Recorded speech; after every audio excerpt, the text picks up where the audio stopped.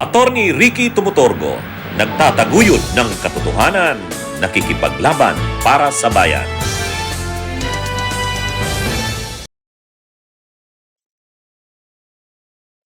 Mga kabunyog, mga kababayan, magandang araw po sa inyong lahat. Welcome po sa isa na namang episode ng ating talakayan dito po sa bago kong segment, Take Ko, Ata ni Attorney Ricky Tumutorgo. Ito pong bago kong segment, mga kabunyog, mga kababayan, marami kasing nagtatanong sa akin kapag may mga maiinit na issue, maiinit na pangyayari, ang tanong sa akin, Attorney, anong take mo dito sa issue na to? Attorney, anong take mo dito sa pangyayaring ito? Kaya gumawa na lang ako ng regular na segment para yung mga tanong sa akin kung ano ang take ko, dito ko nasasagutin.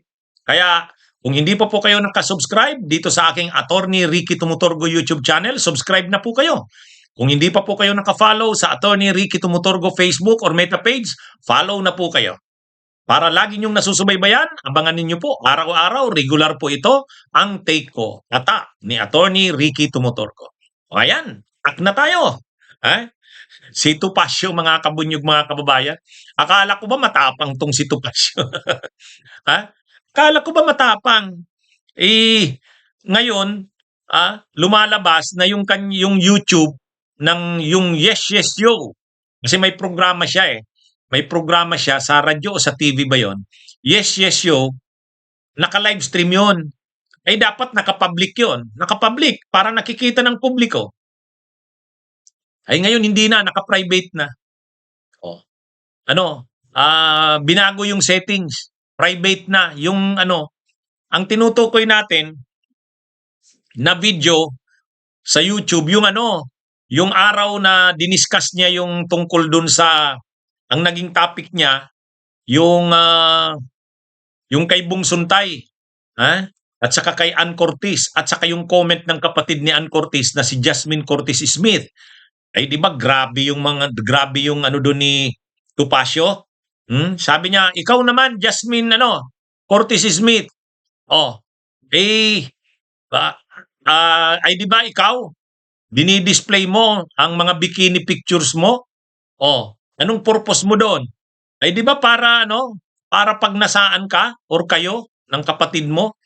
Ganun katindi yung ganun katindi yung mga sinabi ni Topacio. Ngayon may mga nakasalang sa kanyang reklamo. Pinapadisbar siya, may kaso sa kanyang nakasampa, may reklamong nakasampa sa kanya kay Topacio.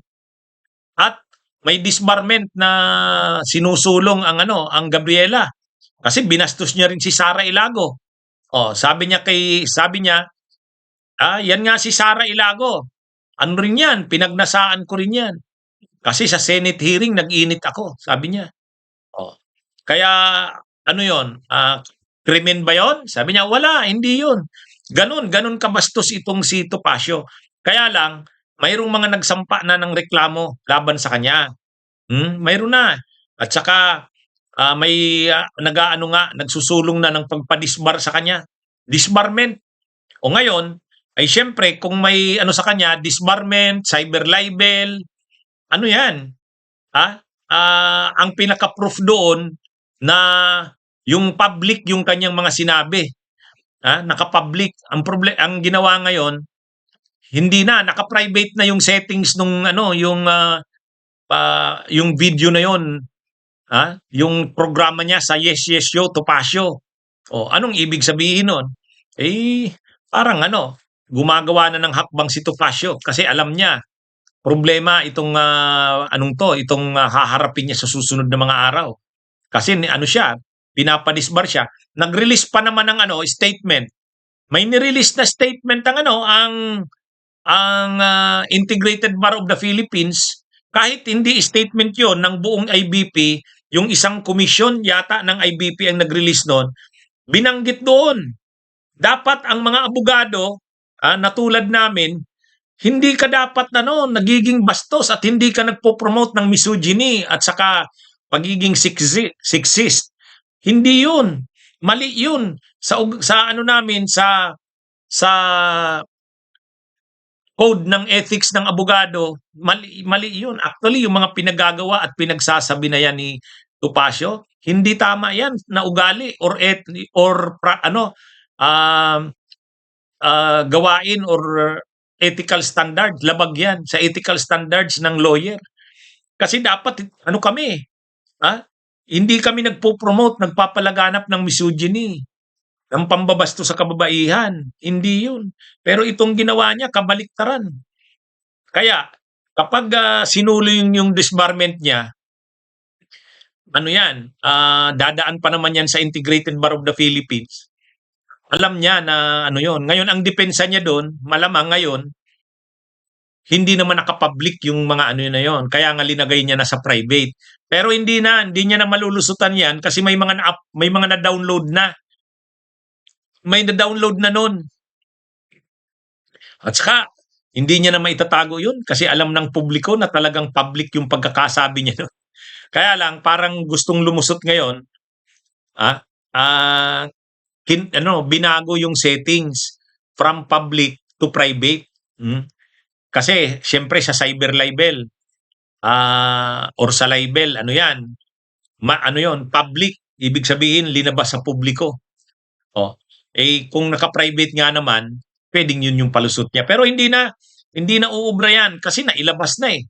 Saka mayroon ng mga kumalat nun at may nakapag-download na din nun. Kaya lang ginagawan niya yata ng paraan ngayon. Kasi kung makikita mo naka-private na, eh.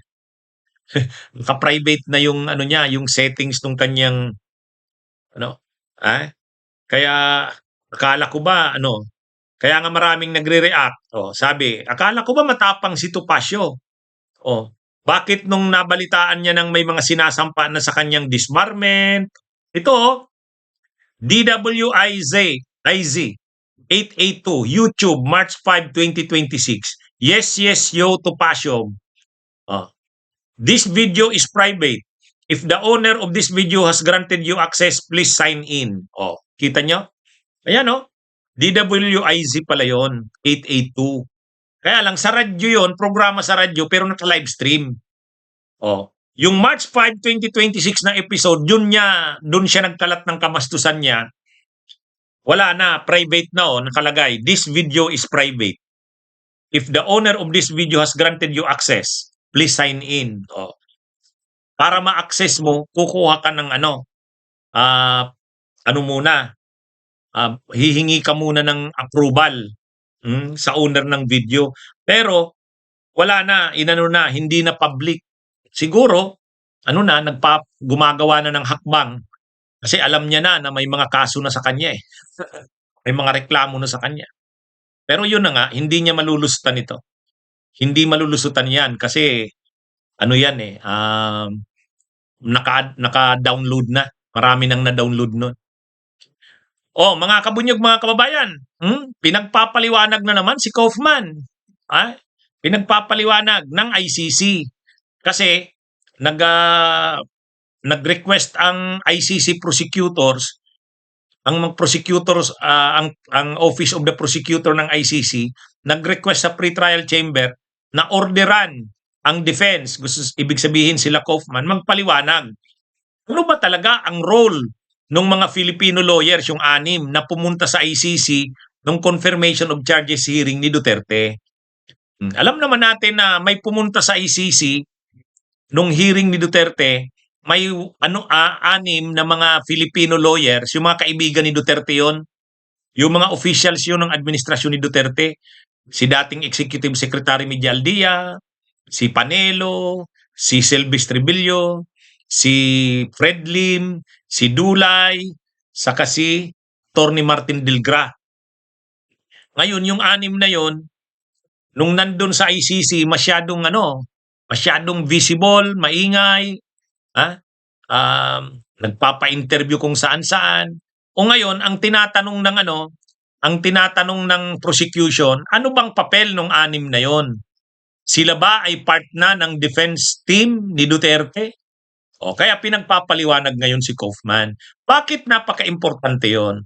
Kasi kapag counsel ka kapag kasama ka sa team ng defense, may access ka sa mga sensitibong documents or materials. Halimbawa, yung mga listahan ng mga testigo ng prosecution, yung mga ebidensya ng prosecution, may access niyan ang mga abogado ni Duterte.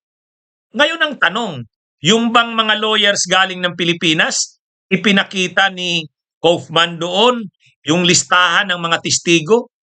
Kasi kung ipinakita ni Kaufman yon doon sa mga lawyers na yon, baka iharas, kutin. Pagbalik sa Pilipinas, may lista na sila ng mga testigo laban kay Duterte. Ha?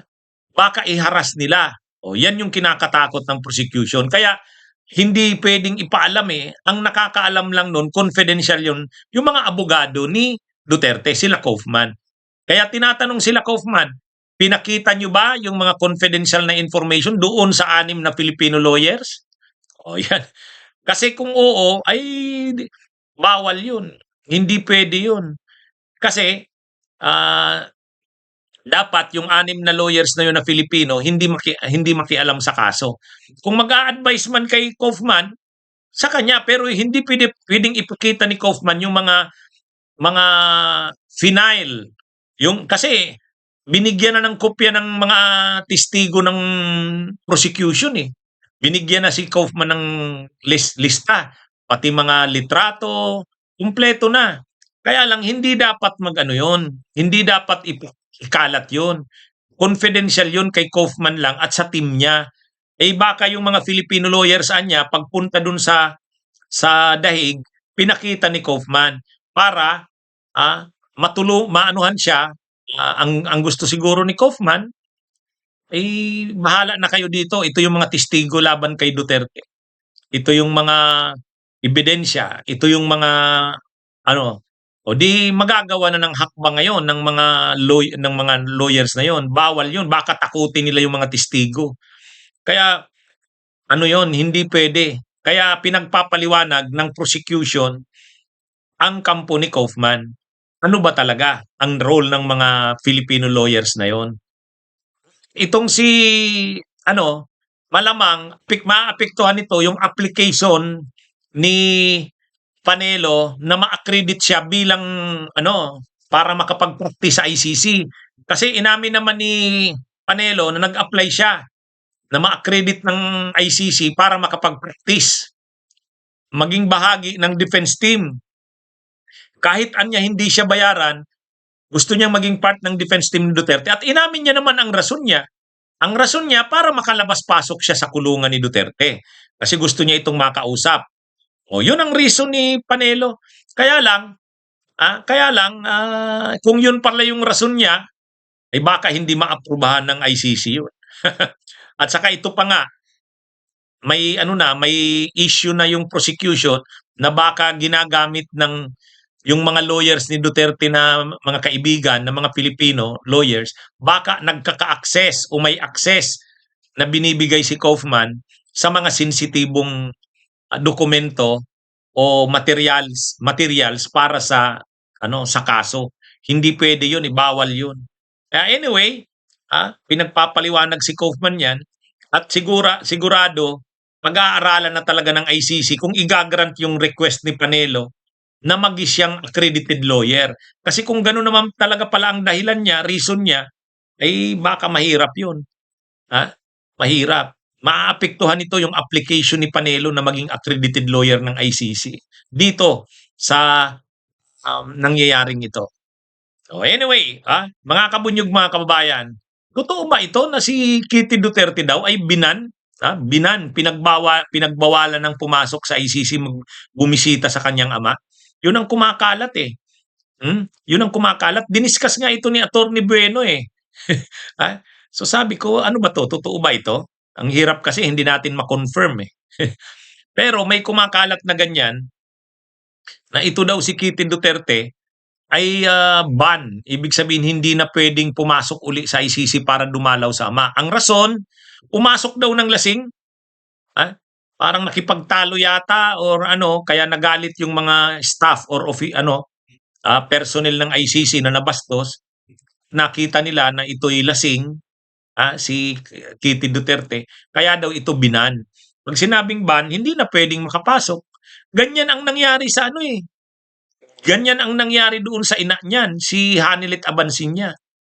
Ay di ba dati labas-pasok si Hanilet Abansinya, nakakadalaw kay Duterte. Ngayon parang hindi na eh. Hindi na nga natin nakikita eh. Ang nakakadalaw na lang yung mga abogado, yung mga anak ni Duterte, mga apo. Pero si Hanilet hindi na. Ang alam natin, nagkaproblema noon si Hanilet Abansinya dahil may mga usapan si Duterte at saka si Hanilet, mga bagay na hindi pwedeng pag-usapan. Kaya blinacklist data ng ICC si Hanilet Abansinya, hindi na nakakapasok.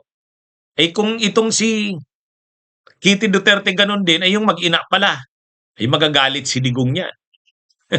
Kaya lang, ay paano naman talaga kasi kung pumasok ng lasing, may violation. Mahilig yatang uminom itong itong Kitty Duterte na ito eh. Ha? Oh. Anyway, hindi natin kumpirmado ito kung totoo yan. Pero diniscuss yan ni Attorney Bueno, tapos kumakalat yung ganyan, yung na yan. Kaya sabi ko, kaya nga question mark ang title ko eh. Kasi hindi ko pa ma-confirm. Pero may kumakalat yang ito. Si Palirista ang nag-post. Kitty Duterte naban sa ICC, hindi na pwedeng dumalaw sa ama dahil pumunta sa ICC ng lasing at nagwala ng hindi payagang pumasok sa loob. Yan yung post ni Palirista. Pero hindi lang si Palirista ang nag-post nito, may nakita ko eh. May nakita ko at saka si Attorney Rene Bueno diniscuss na rin ito.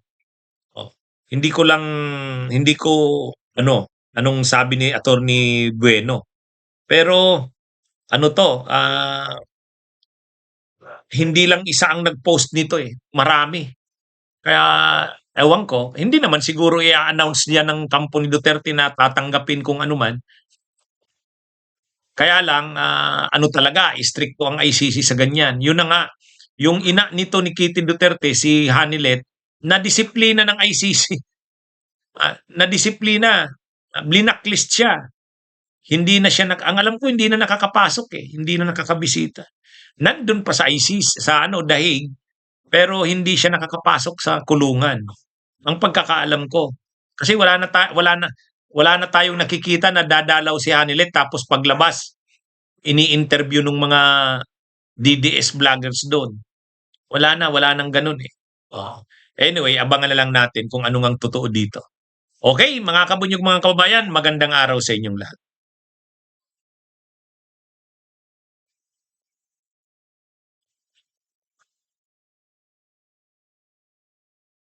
Bunyog, bunyog, halikan na kasama ka. Bunyog, kapag buklod ay may pag-asa. Luzon, Visayas, Mindanao, isa ang pananaw. Sa bagong Pilipinas ang bunyog isisigaw. Bunyog.